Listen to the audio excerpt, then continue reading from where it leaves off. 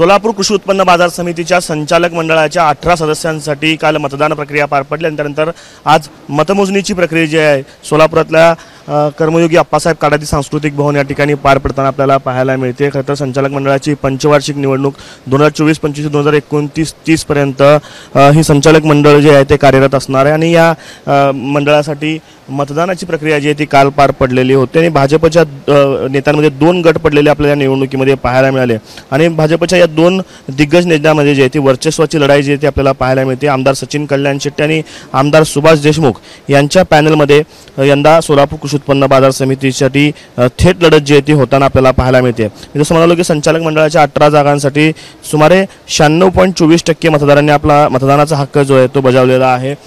सुमारे 5413 मतदार जे आहे ते एकूण सोलापूर कृषी उत्पन्न बाजार समितीसाठी मतदान करत असतात। त्यापैकी 5227 लोकांनी जे आहे ते आपल्या मतदानाचा हक्क बजावलेला आणि या 5227 मतांची मोजणी जी आहे ती सकाळी 8 वाजता सुरू होणार होती, मात्र काही तांत्रिक कारणामुळे 8:30 ते 8:45 वाजता जे आहे या मतांची मोजणी जी आहे त्या ठिकाणी सुरू झालेली आहे।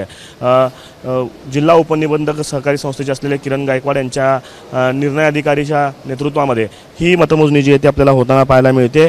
आप्पासाहेब काडादी मंगल कार्यालयामध्ये जवळपास 10 टेबल जे आहेत ते या ठिकाणी लावण्यात आलेले आहेत आणि 10 टेबलवरती 2 फेऱ्यामध्ये ही मतमोजणी आपल्याला होताना पाहायला मिळते। काल मतदानाची प्रक्रिया आपण जर बघितली तर अत्यंत शांत पद्धतीने किरकोळ वाद वगळता सर्वच ठिकाणी जे आहेत ते मतदार केंद्रांवरती शांततेत मतदान प्रक्रिया पार पडलेली होती। मात्र मतमोजणी प्रक्रिया जी आहे ती शांततेत पार पाडण्यासाठी मोठ्या प्रमाणात पोलीस बंदोबस्त जो आहे तो लावलेला आहे।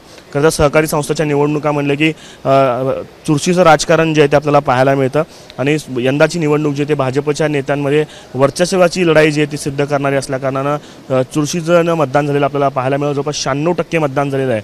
मतदारांनी आपला कौल कोणाच्या बाजूने दिलेला आहे हे देखील पाहणं महत्त्वाचं असणार आहे, कारण सोलापूरची कृषी उत्पन्न बाजार समिती ही राज्यातल्या प्रमुख बाजारपेठांपैकी ओळखली जाते। अत्यंत मोठी बाजारपेठांपैकी एक बाजारपेठ आहे आणि कोट्यावधी रुपयांची उलाढाल असलेल्या बाजार समितीच्या चाव्या ज्या आहेत सत्तेच्या चाव्या आपल्याकडे ठेवण्यासाठी आमदार सचिन कल्याण शेट्टी यांचं पॅनल असेल किंवा सुभाष देशमुख यांचं पॅनल असेल, या दोन्ही पॅनलने जी आहे ती मोठी लढाई लढलेली होती। त्यामुळे निकाल मतदारांच्या बाजूने मतदारांनी कौल कोणाच्या बाजूने दिला आहे हे आपल्याला काही वेळामध्ये कळणार आहे।